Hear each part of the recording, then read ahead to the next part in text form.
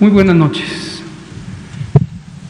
Son las 19 horas del martes 22 de diciembre de 2020. Estamos en el Palacio Nacional de México, en este hermoso salón tesorería del Palacio Nacional, y vamos a iniciar la conferencia de prensa diaria sobre COVID-19, la pandemia causada por el coronavirus SARS-CoV-2.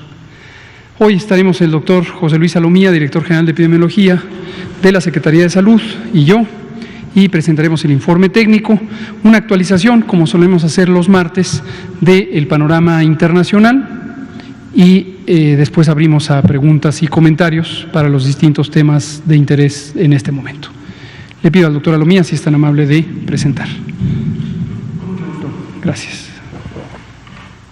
Señor secretario, vamos a iniciar con los datos de la conferencia vespertina nocturna, ya prácticamente por la puesta del sol del día de hoy. Un saludo, primeramente, como siempre, a todas las personas que, ya sea de manera presencial o virtual, atienden esta conferencia a través de los diferentes medios de comunicación, redes sociales, desde sus domicilios, sus trabajos o desde donde sus dispositivos móviles se lo permiten. Hoy estamos ya, conferencia vespertina número 293, caminando ya prácticamente hacia las 300, en 7 días serán así. Y en el día también número 206 de esta nueva normalidad, que como todos ya sabemos está caracterizada por las intervenciones regionalizadas del semáforo de riesgo epidémico COVID, que si vemos la siguiente diapositiva, aprovechamos todas las noches para recordar a la población cuáles son los niveles de riesgo en función de las entidades en donde cada una de ellas se encuentra, y también recordándole que cuando hablamos de un semáforo de riesgo epidémico, precisamente el objetivo del mismo es, a través de un instrumento técnico que mide 10 indicadores del comportamiento de la epidemia en cada una de sus entidades federativas, poder entonces estimar el riesgo de contagiarse, enfermarse de forma grave y eventualmente poder fallecer a causa de las complicaciones de la enfermedad. Si estamos en una entidad con el color rojo o el color naranja, estamos en una entidad en donde estos riesgos son máximos o son altos, es decir, son los más elevados que tenemos para efecto del territorio, y por lo tanto tenemos que poner en práctica todas las recomendaciones que las autoridades locales, sobre todo estatales y también municipales, implementan en cada una de sus ciudades para poder disminuir los contagios, la transmisión de la enfermedad. Y si nos encontramos en entidades con los niveles de riesgo, digamos, moderado o bajo, la importancia de continuar implementando estas recomendaciones, porque de seguro el haberlas implementado y el haberlas realizado día con día fue lo que los llevó en un momento determinado a poder disminuir este riesgo. Entonces hay que mantenerlo, y esto es un reto todavía constante y permanente mientras la pandemia y la epidemia en el mundo dure. Hoy día vamos a darle una revisada a cuál es el comportamiento en las diferentes regiones de la OMS. Si vemos la siguiente diapositiva, queremos destacar entre todas este número de entidades federativas que están en un riesgo alto con el color naranja. Tenemos estas 6 entidades, y por eso queremos hacer un llamado especial a las mismas: Sonora, Zacatecas, Guanajuato, Querétaro, Hidalgo y Aguascalientes. Nos referimos a las personas que viven en estas entidades o que por motivos de algún viaje esencial tendrán que visitarlas en los siguientes días, que tomen las precauciones e implementen las acciones preventivas correspondientes, porque su nivel de riesgo, a pesar que es naranja, es un nivel que ha mantenido un ascenso en relación a los puntajes y que está más cerca de, en un futuro cercano, pasar a un nivel riesgo máximo, que sería el rojo, que el de realmente mantenerse o continuar disminuyendo. Eso sí, si se implementan las acciones de prevención, si se disminuye la movilidad y si no tenemos nada esencial, nos quedamos en casa, de seguro, inclusive estas entidades podrán también en un futuro inmediato poder controlar este riesgo y empezar a disminuirlo y lograr, lógicamente, colores más bajos. Veamos para el día de hoy cómo están las estadísticas. Si vemos la siguiente diapositiva, actualizamos nuestra curva de casos sospechosos, es decir, todas aquellas personas que han presentado signos y síntomas de la enfermedad, más de 3.420.000 ya para el día de hoy, y que están agrupadas por su fecha de inicio de síntomas para efecto de todas estas barras, estas columnas que están distribuidas por semana epidemiológica en la que iniciaron sus signos y sus síntomas. Ya destacábamos, las 2 últimas semanas son las que han tenido la mayor cantidad de casos sospechosos de la enfermedad, es decir, todas las personas con una infección respiratoria aguda, leve o grave, pero no todas son producidas estos signos o síntomas por la presencia del virus SARS-CoV-2. Cuando vemos precisamente el porcentaje de positividad, ¿no?, que se obtiene de conocer las personas que han sido confirmadas o clasificadas como confirmadas para COVID-19, de las que han resultado negativas a la prueba, pues bueno, es el 40% para la semana 50, y este porcentaje de positividad hemos visto que ha estado variando en las últimas semanas, subidas y bajadas, y lo que tenemos prácticamente en las últimas 3-4 semanas es una disminución de lo que se había logrado en un momento determinado. Entonces, 4 personas de cada 10 que presentan signos y síntomas respiratorios lo están teniendo por la presencia del virus SARS-CoV-2. Y bueno, el total acumulado hasta el momento de las personas que han sido ya confirmadas a COVID-19 es de 1.338.426, entre las cuales también se encuentran las lamentables defunciones que para el día de hoy suman en todo el año de la epidemia 119.495.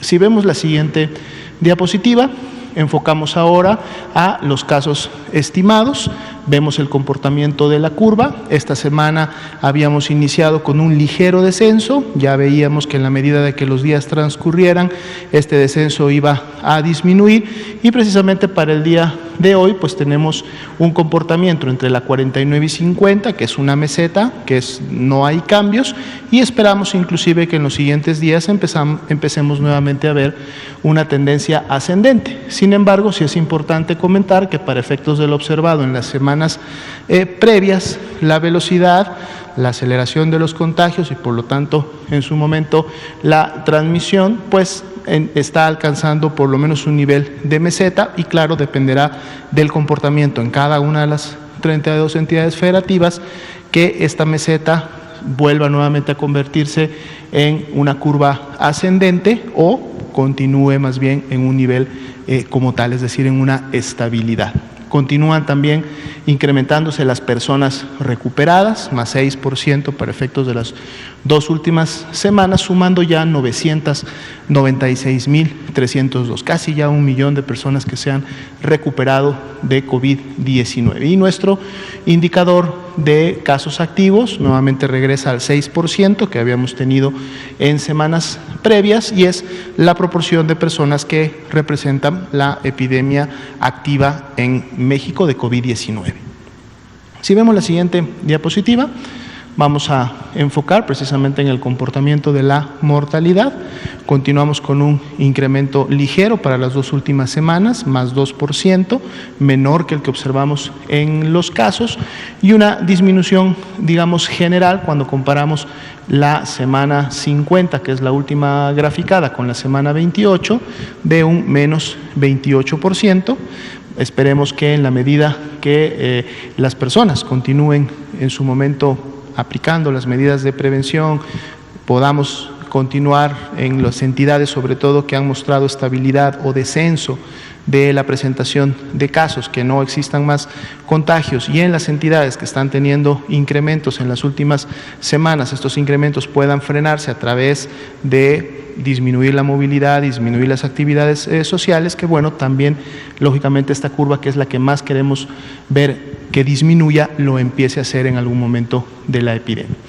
Pasemos a la siguiente para ver las ocupaciones hospitalarias. Revisamos nuevamente nuestros gráficos de disponibilidad ocupación. Ciudad de México y Estado de México.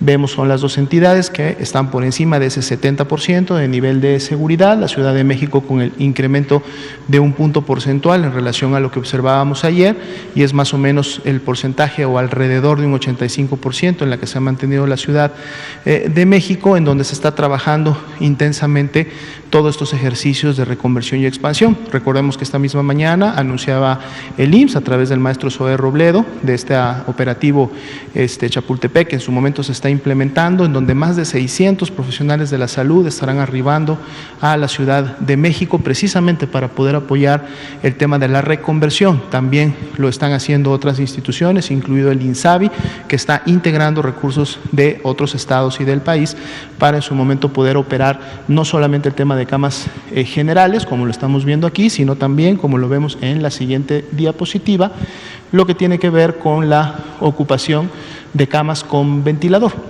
Si nos permiten la siguiente diapositiva, en donde también la Ciudad de México encabeza, lógicamente, la mayor ocupación de la mano de Baja California. Baja California, recuerden, también está incluido en este operativo. Hay también todos los demás elementos de las instituciones que están apoyando a Baja California para que, sobre todo en este indicador de camas con ventilador para los pacientes más críticos, esta disponibilidad de 28% que todavía existe en ambas entidades pueda más bien incrementarse o mantenerse, para que en la medida de la necesidad de cada una de las personas que están teniendo enfermedad grave puedan entonces siempre encontrar una cama de especialidad para poder tener las mejores oportunidades de sobrellevar la gravedad y poder en su momento recuperarse.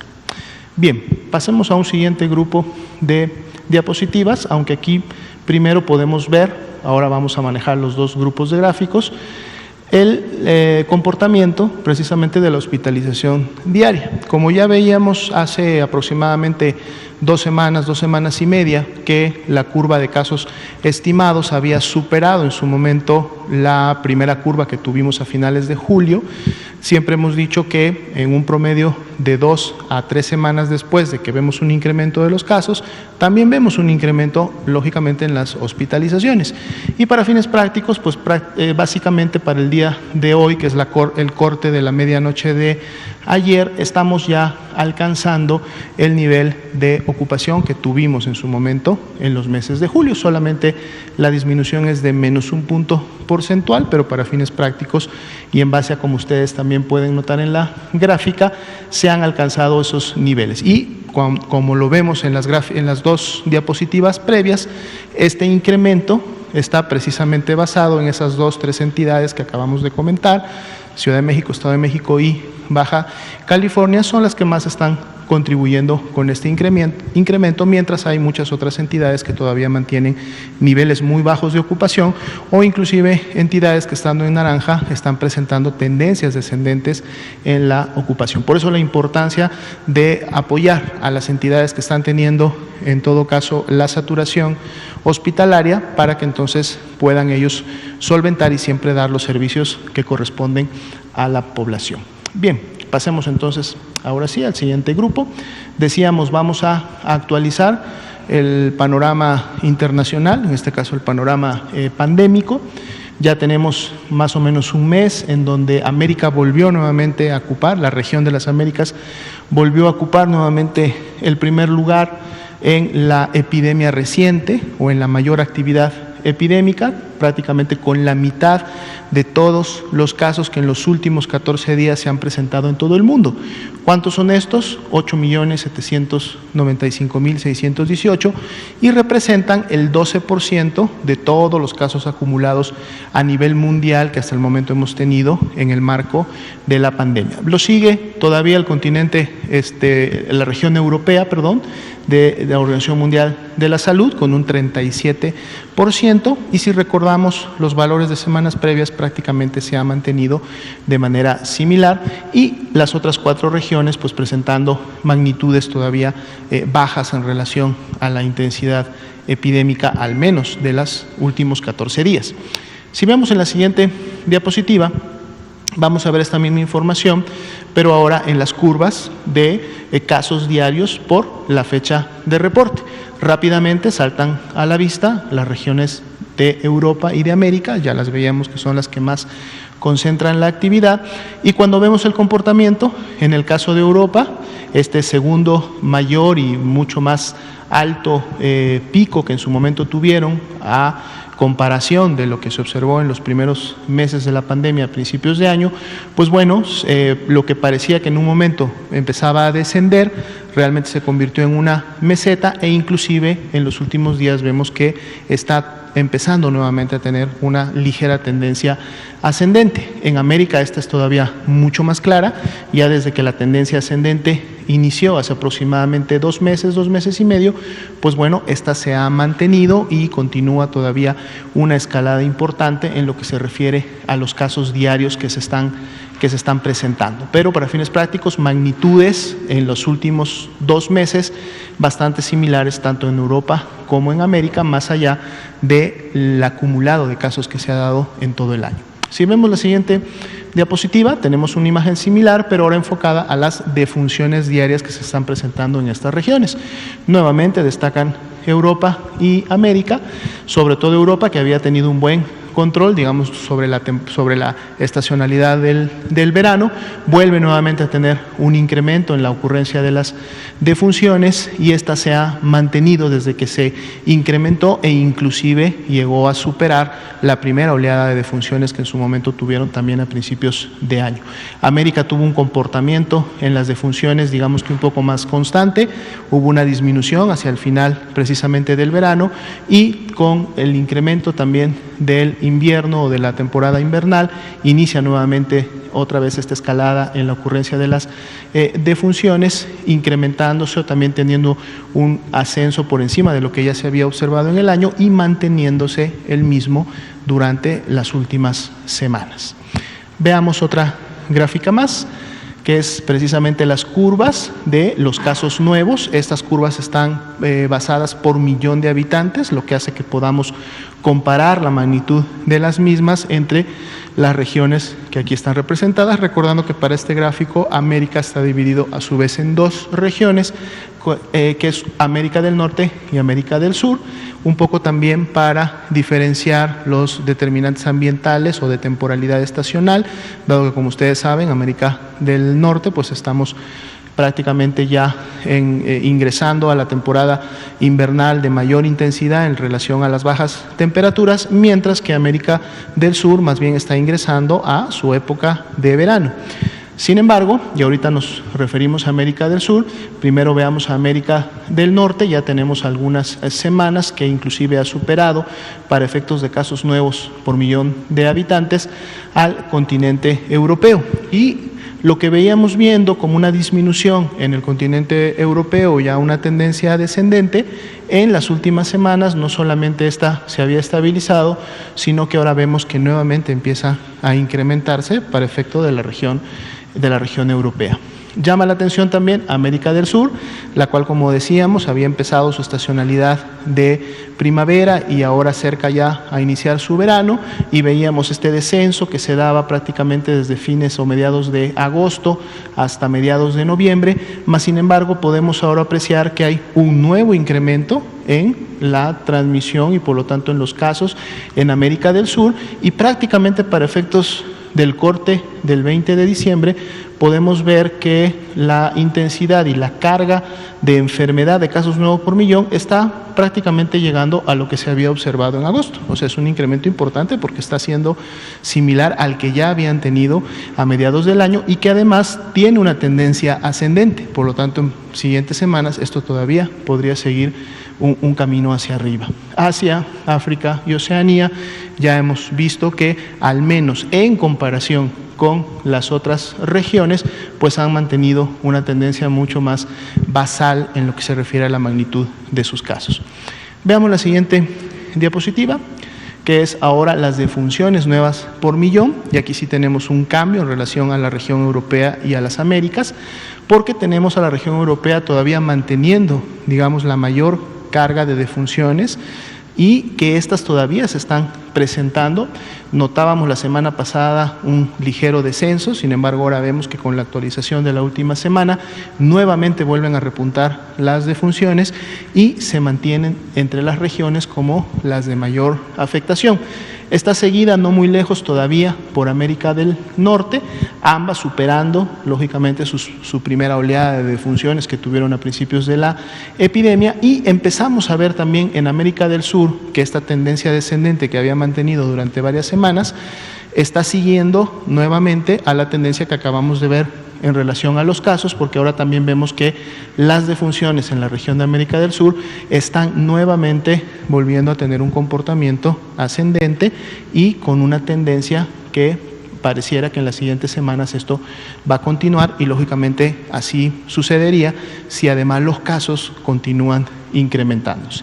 Asia, África y Oceanía, en comparación con las otras regiones, pues presentan una carga de defunciones todavía basal y continúan con esa tendencia estable que hemos visto prácticamente durante todo el año de la pandemia.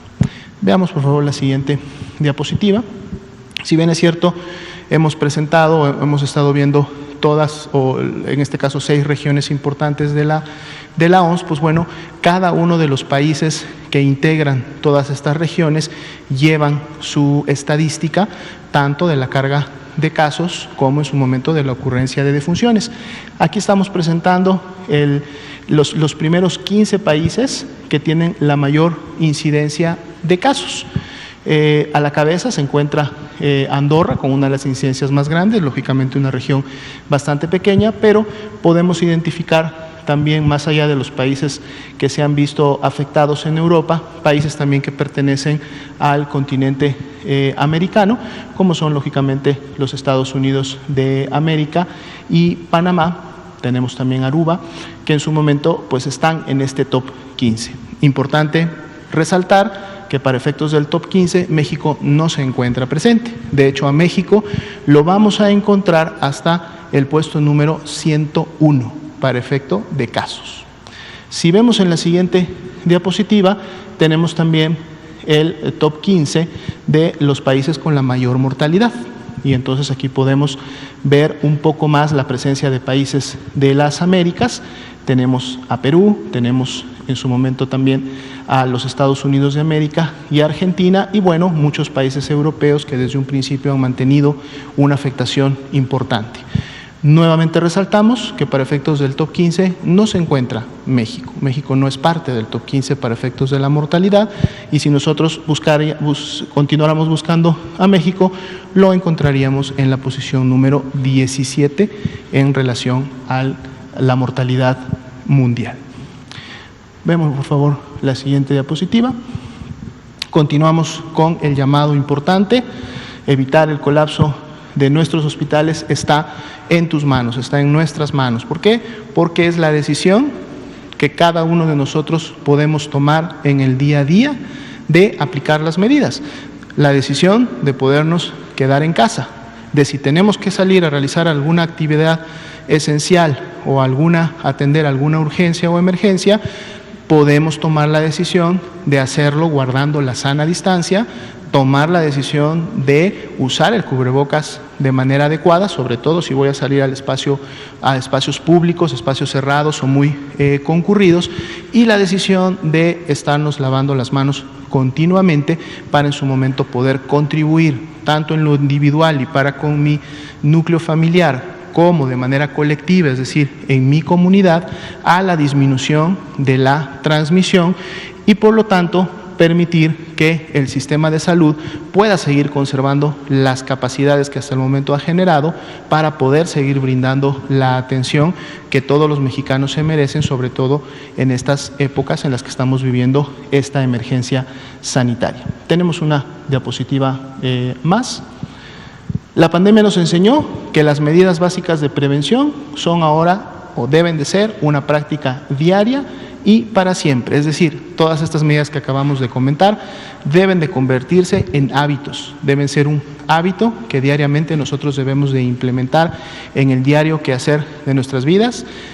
Inculquémoslo en nuestros hijos o en los menores de edad, enseñémosle desde desde ahorita que están en pequeñas edades, aprovechando que los tenemos en casa, que no están en las escuelas, enseñémosles estos hábitos, que formen parte de su diario quehacer, que ellos crezcan sabiendo que esto es lo que tienen que hacer de manera diaria para evitar no solamente o ahora COVID-19, sino muchas otras enfermedades transmisibles por diferentes vías. Por ti, por mí, por todo México, me cuido, ¿sí?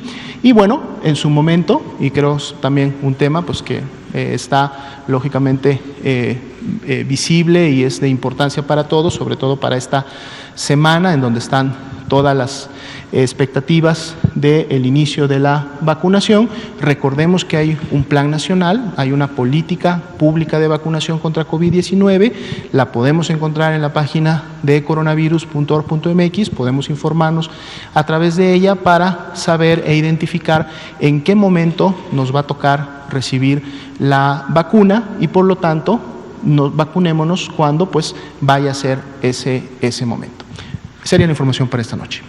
Muchas gracias, doctor José Luis Salomía. Vamos entonces a pasar a preguntas y comentarios. Son las 19:26. Solo quisiera destacar un par de mensajes de lo que ya ha dicho el doctor Salomía, que tienen que ver con lo que decimos todas las noches. La epidemia sigue activa, la epidemia es cambiante con respecto al tiempo y es cambiante con respecto al territorio, es decir, en cada momento se presenta con distinta intensidad en cada rincón del mundo, no solamente del país. Desde luego, para lo que interesa al interior de México, en cada entidad federativa hay que estar muy atentos, muy atentas a lo que está ocurriendo en cada entidad federativa. Este es el propósito precisamente del semáforo de riesgo COVID, tener un mecanismo de fácil identificación, no solo para los gobiernos estatales, sino también para que estos gobiernos estatales se les facilite la comunicación a la propia ciudadanía que reside en sus territorios. En este momento hemos destacado ya las 9 entidades federativas que en estos días se encuentran con actividad importante, pero desde el domingo desde el viernes pasado, para ser más estrictos, cuando presentamos el nuevo periodo de semáforo de riesgo, destacamos que hay varias entidades federativas que cambiaron a color naranja, estando previamente en amarillo, y que algunas se encuentran en un riesgo mayor de eventualmente pasar a rojo, si es que continúa el ascenso de la epidemia. Estos son el estado de Sonora, aquí está Damián Duarte, que comentaba de esto en la mañana, Zacatecas, Aguascalientes, Guanajuato, Querétaro, Hidalgo, son los que están en máxima calificación dentro del color naranja. Entonces, por eso hablamos de que podrían estar en mayor posibilidad de, en la siguiente vuelta de la calificación del semáforo, pasar a color rojo. Lo importante es mantener las distintas medidas de limitación de la movilidad de acuerdo a lo que corresponde con el semáforo para disminuir la posibilidad de que se propague. Lo otro, con respecto a la escena internacional, a lo largo de varios meses de la epidemia, también algunos medios de comunicación han estado con esta idea fija sobre el lugar que ocupa México si se le compara con otros países respecto a la incidencia, es decir, al número de casos por millón de habitantes o por 100,000 habitantes, y la mortalidad. Lo mismo, muy lamentables defunciones, con respecto a la población que vive en cada país, distinta de la letalidad que le hemos explicado en otras ocasiones, que es con respecto a las personas registradas enfermas.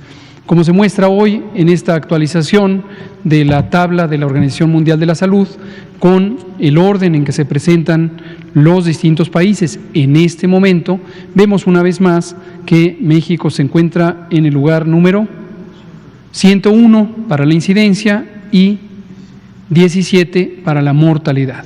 Ahora, esto es importante siempre tenerlo presente si se quiere analizar las cosas con seriedad desde un punto de vista técnico, más que desde un punto de vista de pues llamar la atención en términos de comunicación con otros fines, que es una situación cambiante.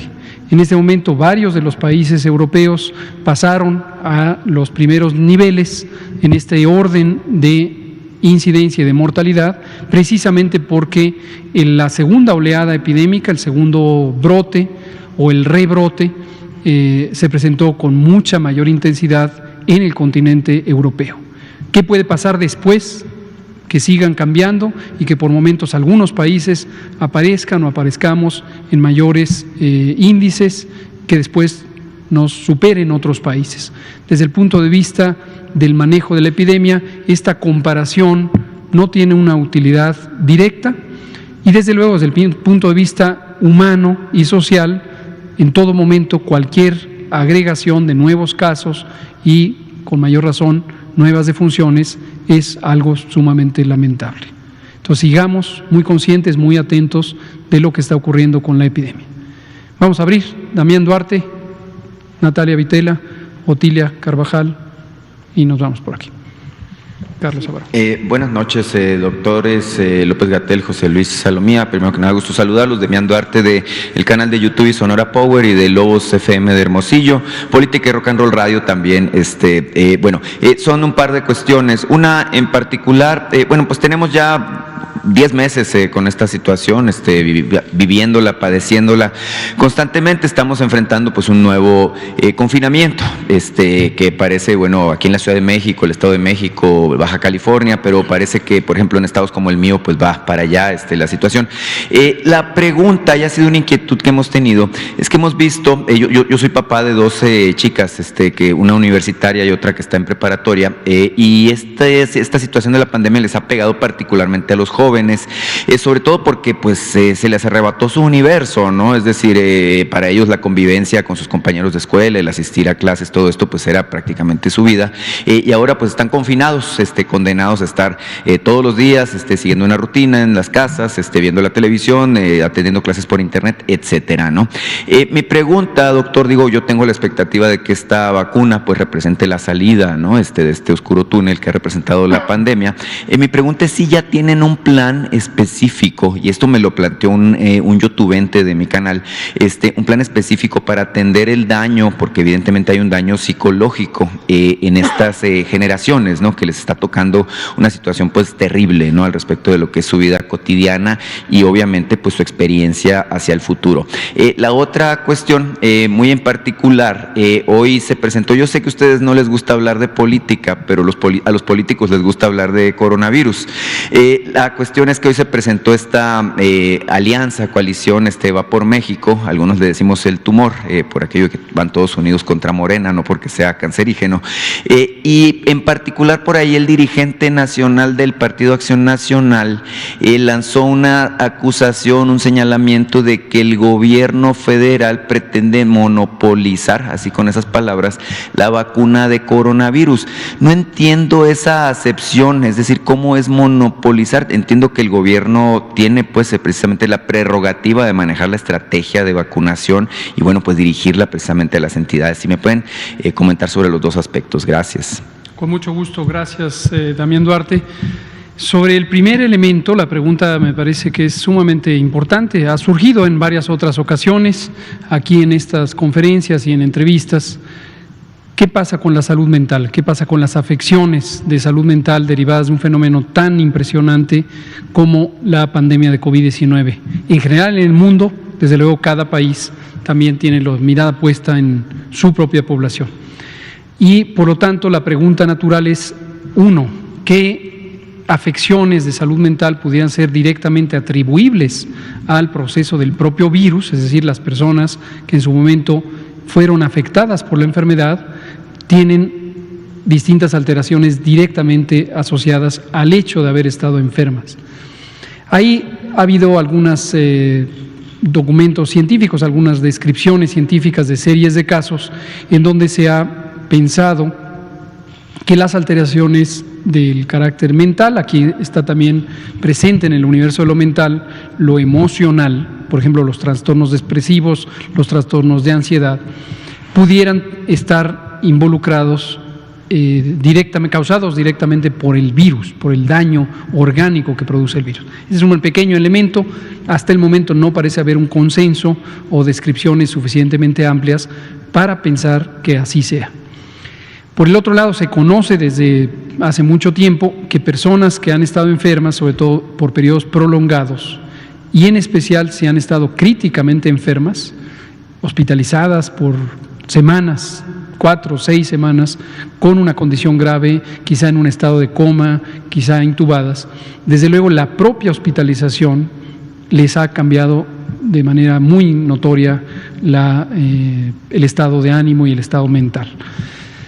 Y estas personas requieren atención generalmente de rehabilitación en el campo físico, pero también en el campo psicoemocional.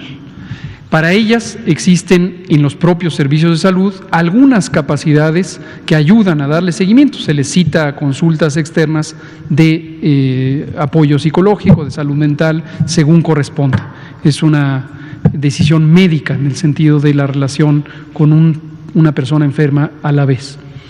Y es claro, aquí lo destacamos y conecta con lo último que quiero comentar al respecto de esto, que los servicios de atención en salud mental en México desde hace muchísimo tiempo, son limitados en cantidad y desde luego también en calidad en algunos casos. No hay suficientes servicios de salud mental por mucho tiempo. Cuando empezamos en este gobierno, lo hemos destacado mucho. El doctor Alcocer, nuestro jefe, el secretario de Salud, ha sido sumamente enfático en este tema en particular, el déficit de servicios de salud mental que México tiene desde hace décadas. Si el Sistema Nacional de Salud se quedó estancado, limitado y empezó a entrar en una fase de deterioro, particularmente en los últimos 15 años, en especial la salud mental ha sido una de las más afectadas. Y es por eso que desde que empezó el sexenio, independientemente desde luego de la existencia del COVID, que todavía no llegaba, el doctor Alcocer dispuso que se hicieran rearreglos institucionales para crear la Comisión Nacional de Salud Mental y Adicciones, la CONASAMA, de la que hemos hablado aquí varias veces. Esta CONASAMA resultará de la fusión orgánica del Secretariado Técnico de Salud Mental, de los servicios de atención, la Dirección General de Servicios de Atención Psiquiátrica y de la Comisión Nacional contra las Adicciones. ¿Por qué fusionarlas? Porque parte de las limitaciones al desarrollo de capacidades institucionales en salud mental, en atención de la salud mental, deriva del hecho de que cada quien trabajaba lo suyo. El Secretariado Técnico de Salud Mental, del Consejo Nacional de Salud Mental, estaba en una suerte de aislamiento respecto a todo lo demás, con un modelo de operación no científico, mal orientado y, en fin, muchos vicios de operación también que están bajo una profunda investigación. Afortunadamente ahí llegó la doctora Lorena Rodríguez Bores Ramírez, que ha venido aquí varias veces, una persona joven, muy talentosa, muy brillante, muy competente, no solamente como psiquiatra especialista, sino también en su capacidad administrativa como directora. Está también los servicios de atención psiquiátrica. Su orientación era la administración de los 3 hospitales psiquiátricos mayores, el Hospital Fray Bernardino Álvarez, el Hospital Samuel I. Ramírez y el Hospital Psiquiátrico Infantil Juan N. Navarro, más otras 3 unidades de atención comunitaria y un enfoque más medicalizado, más médico de atención intramuros. También grandes oportunidades de desarrollo de este campo. Y finalmente la CONADIC, con su enfoque exclusivamente en adicciones, pero las adicciones son un problema de salud mental social.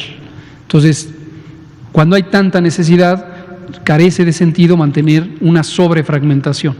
Y la orden del secretario Alcocer fue integrarlo.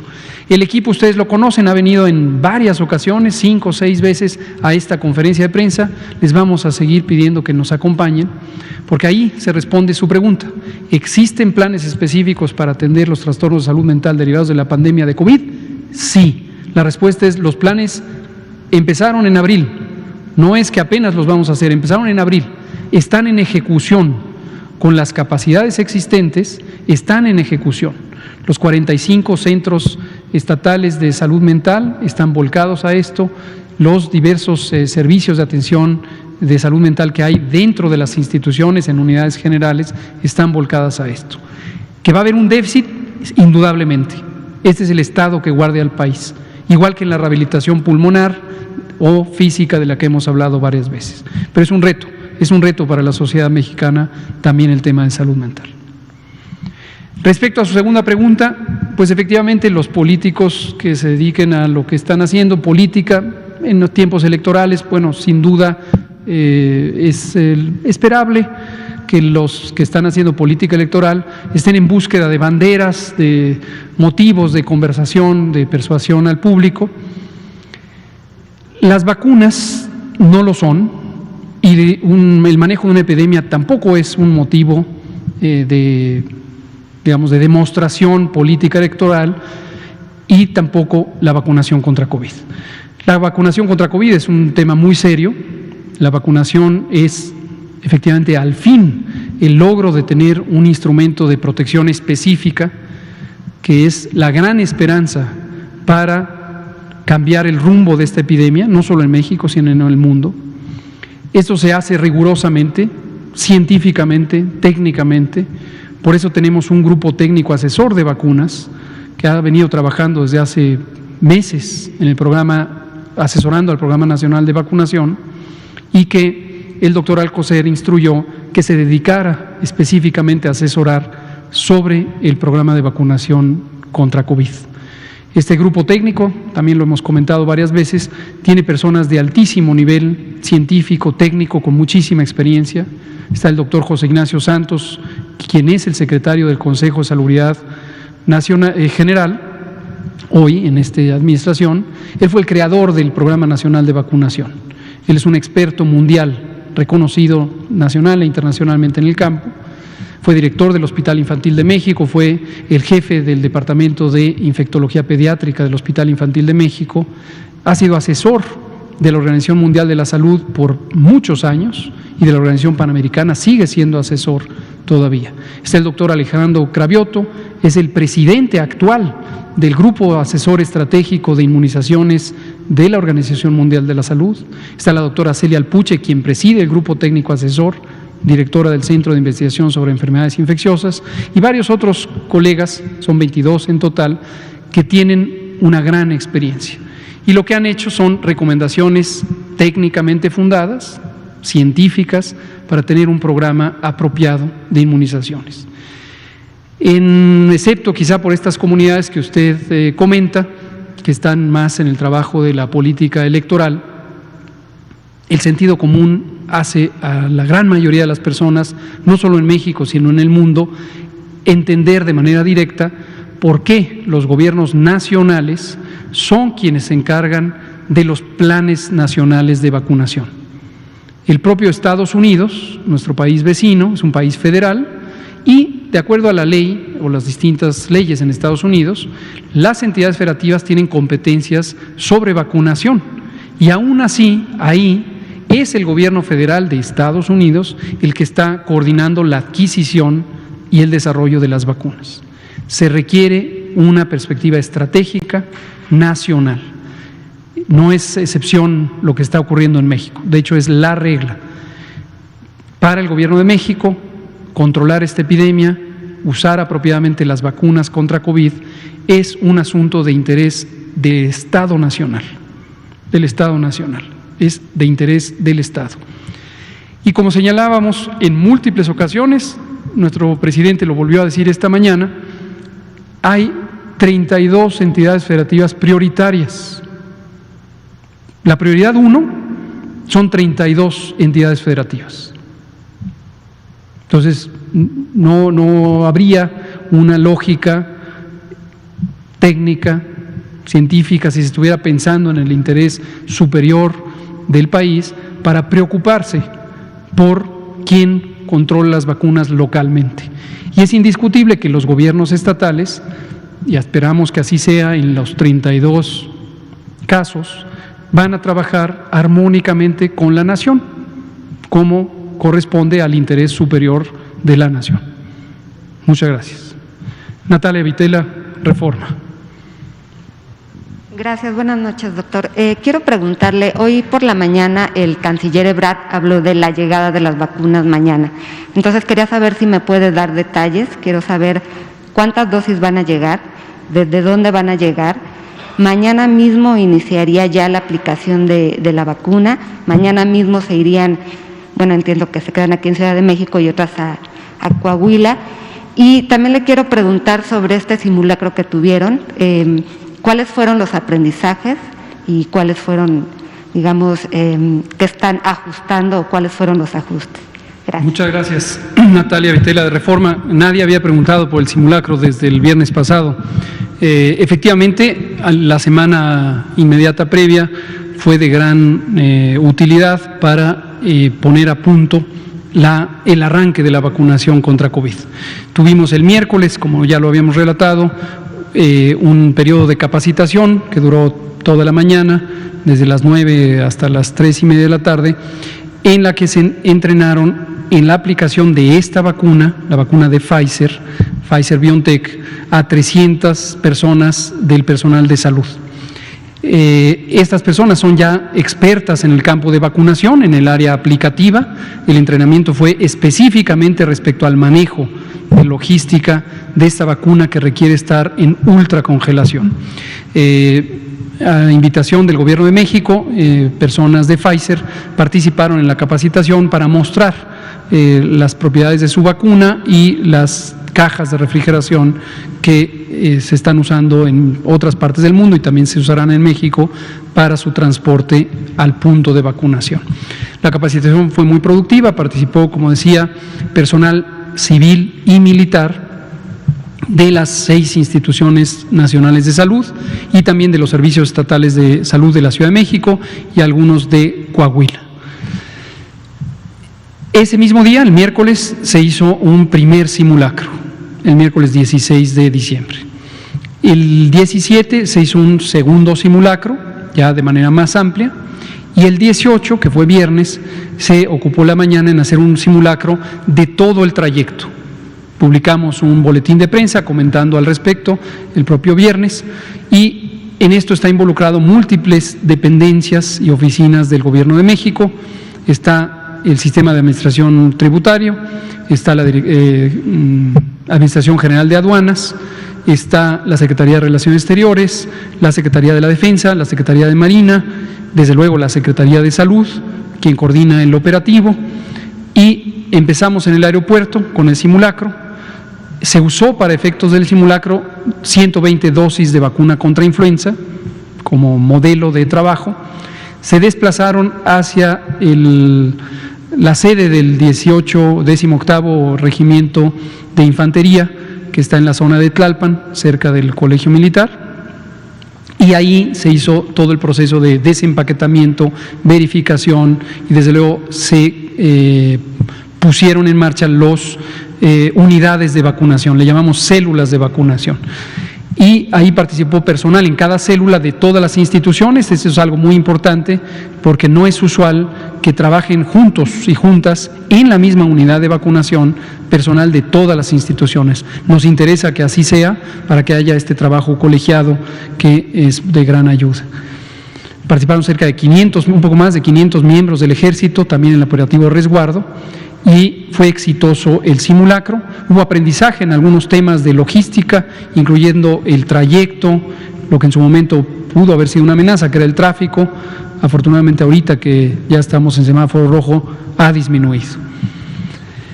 Mañana martes 23 de diciembre, efectivamente llega el primer embarque de vacunas de Pfizer-BioNTech. Llegarán al Aeropuerto Internacional de la Ciudad de México, llegarán en un avión de una empresa de mensajería, que es la que directamente contrató Pfizer para este envío y que está acordada en los términos no solo del contrato, sino de las distintas conversaciones que hemos tenido con Pfizer. Llegará en la mañana y el evento habrá una demostración a la prensa. Consideramos que es un evento de interés público y conviene que la prensa y por tanto el pueblo de México conozca este proceso. Esto ha ocurrido en otros países también. Llegará el avión, se recibirá el paquete, ahí estarán distintos funcionarios, seguramente estará el doctor Alcocer, el canciller Marcelo Ebrard, sería muy bueno que estuviera, y seguramente estará la subsecretaria Marta Delgado, la doctora Miriam Veras Godoy, quien es la directora del Centro Nacional para la Salud de la Infancia y la Adolescencia, responsable directa del operativo y del programa de vacunación, compañeros y compañeras de COFEPRIS, de aduanas, de Marina, de Sedena, etcétera. Va a ser un operativo grande con el propósito demostrativo de la recepción. Estas vacunas seguirán el trayecto ya mencionado y serán resguardadas en una locación que no diré cuál es, precisamente por razones de seguridad, y estarán resguardadas hasta su uso el día jueves. El jueves 24 haremos una segunda presentación pública, que es ahora sí el arranque de la vacunación. Por el momento no les comparto detalles, precisamente para que sea una convocatoria formal al momento en que haremos este arranque ya formal del periodo de vacunación. ¿Cuántas vacunas? La pregunta es muy importante y gracias, Natalia, porque un poco los personajes que mencionaba Damián hace un rato han distorsionado la versión de que si son poquitas vacunas que no van a alcanzar para el pueblo de México. Que quede muy claro, los contratos que existen y algunos más que habrá contemplan vacunar a todo el pueblo de México. La vacunación contra COVID en México será universal y gratuita. Gratuita para los ciudadanos, evidentemente al momento de vacunarse ya la estamos pagando quienes pagamos impuestos con las contribuciones que hacemos. Todas serán vacunadas. La vacunación es voluntaria, que quede también muy claro. Esta mañana se preguntaba este aspecto.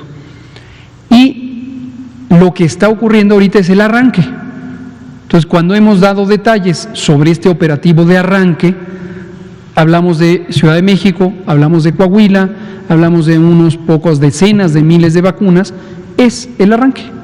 Tan, tan. Simplemente, entonces, quien quiera generar confusión diciendo son muy poquitas vacunas, no alcanza para todo el personal de salud, pues, o no sé por qué motivación está empeñado en ver las cosas estáticas.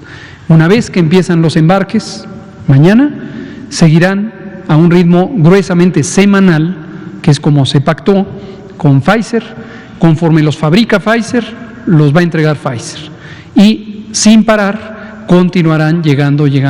La cifra que dijo el canciller Ebrard esta mañana es el primer ciclo de un mes, y es desde esta última semana de diciembre, en la que estamos ya prácticamente, y hasta el final de enero. Y ahí son poco más de 1.400.000 dosis. El siguiente mes llegará otro ciclo en embarques semanales y lo otro en marzo. Total que al final de marzo estaremos teniendo 7.5 millones de dosis de Pfizer. Y continuará hasta tener 34.4 millones de dosis de Pfizer-BioNTech. Se sumará, cuando estén listas y cuando hayan sido autorizadas por COFEPRIS, las otras que se fueron contratadas, lo hemos dicho muchas veces, CanSino, hasta 35 millones de dosis. AstraZeneca, 77.2 millones de dosis. Lo que se contrató en COVAX, el esquema de cooperación de la Organización Mundial de la Salud, hasta 51 millones de dosis en esta primera contratación, que podrá ser ampliada conforme vaya existiendo más vacuna. Entonces, si se quiere dar un mensaje veraz y claro, la vacunación es universal. Universal. Por favor. Gracias. El canciller hoy en la mañana habló de que este primer lote va a servir para calibrar el operativo de vacunación. Yo quería saber si me puede, no, por favor, explicar. Le hemos llamado técnicamente calibración precisamente a este trabajo muy detallado de establecimiento de la logística de funcionamiento. Este es un operativo de vacunación no convencional. El Sistema Nacional de Vacunación o Programa de Vacunación Universal de México, aunque tiene mucha tradición, muchos años de dar buenos resultados, nunca había tenido la necesidad de manejar tantas vacunas en un esquema tan complejo, en mitad de una epidemia de la magnitud de COVID-19, cubriendo a múltiples grupos de edad, todos, potencialmente todos, varias vacunas siendo utilizadas a un mismo tiempo, generalmente para todas las demás, las 14 enfermedades para las que hay vacunas en México, se utiliza un mismo producto. Y aquí vamos a tener, es decir, una marca para fácil identificación. Aquí vamos a tener 3 marcas, posiblemente 4 o 5, conforme vayan surgiendo. Cuando hablamos de marca, es simplemente para hacer referencia a distintas compañías, pero en este caso son distintas tecnologías. Vacunas de RNA mensajero, vacunas de vectores virales inactivos, vacunas de componente proteico, vacunas de subunidad, etcétera. Entonces, eso implica muchas complejidades porque hay que calibrar todo, la logística, la aplicación, la farmacovigilancia, un sistema de información que ya tenemos en posibilidad de uso, que lo hemos estado piloteando con la vacuna de la influenza y que vamos a tener la posibilidad de tener una mega base de datos de todas las personas vacunadas. Entonces, hay muchas particularidades que requieren esta calibración. Entonces, por eso, estas primeras dosis que serán usadas de arranque en personal de salud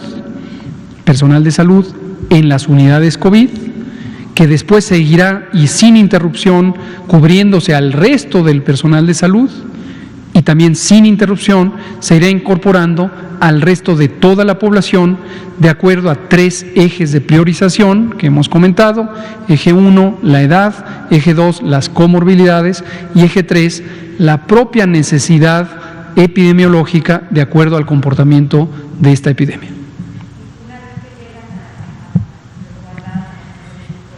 ¿Se van a Coahuila o va a empezar de manera simultánea? El embarque en Coahuila será independiente, llega al aeropuerto de Monterrey.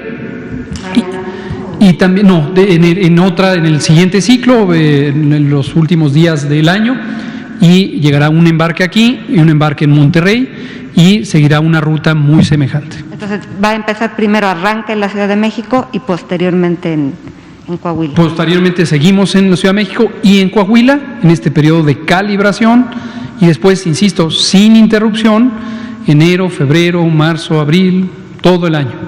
Gracias. Todo el año hasta que logremos cubrir a toda la población. Y una cosa que debe quedar muy clara: la velocidad a que pueda ir ocurriendo el operativo no será limitada por el esfuerzo del Gobierno de México, pero sí puede ser limitada por la existencia de vacunas. Las vacunas no se han terminado de fabricar. Estas cantidades que hemos dicho son 116 millones, no existen todavía, se están en proceso de fabricación por parte de las distintas compañías. Muchas gracias, Natalia. Tenemos 3 minutos, vamos con Liliana Noble de Pulso Saludable, pero quedó pendiente Otilia. Vamos a pasarle a Otilia, que no la habíamos recibido. Otilia Carvajal. Sí. Buenas noches, Otilia Carvajal de La Razón.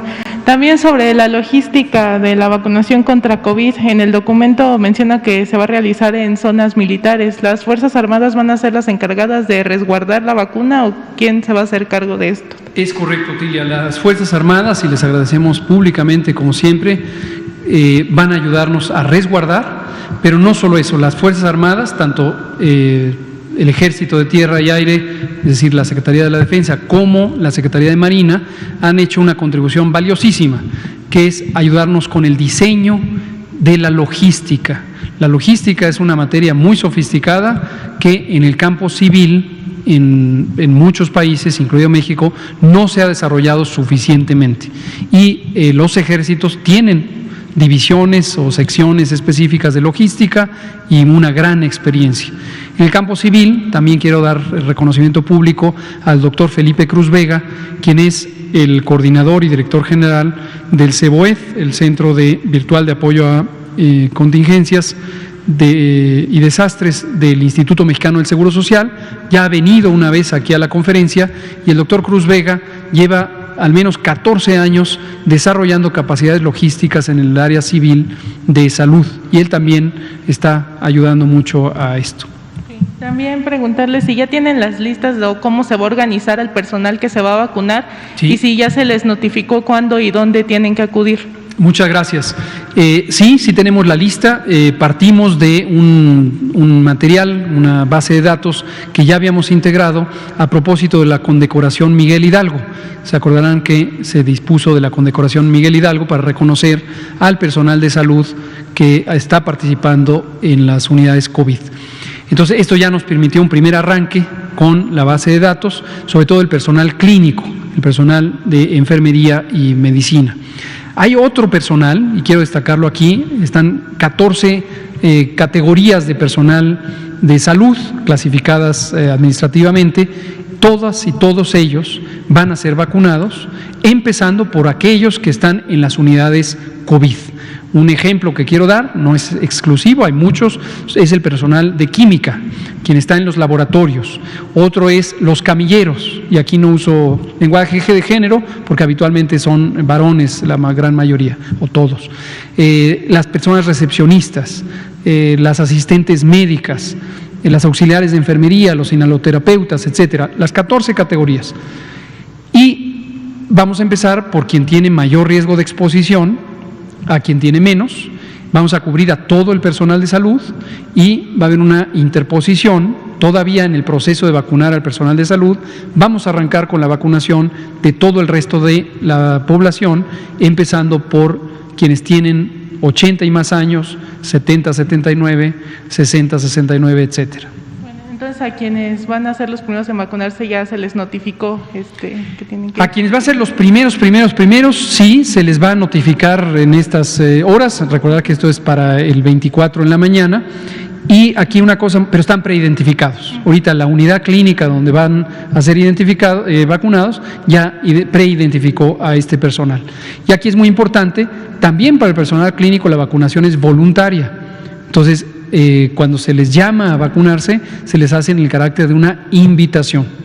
Pueden declinar, ojalá que no lo hagan porque es un instrumento de protección, pero se les invita y voluntariamente eligen o declinan el ser vacunados.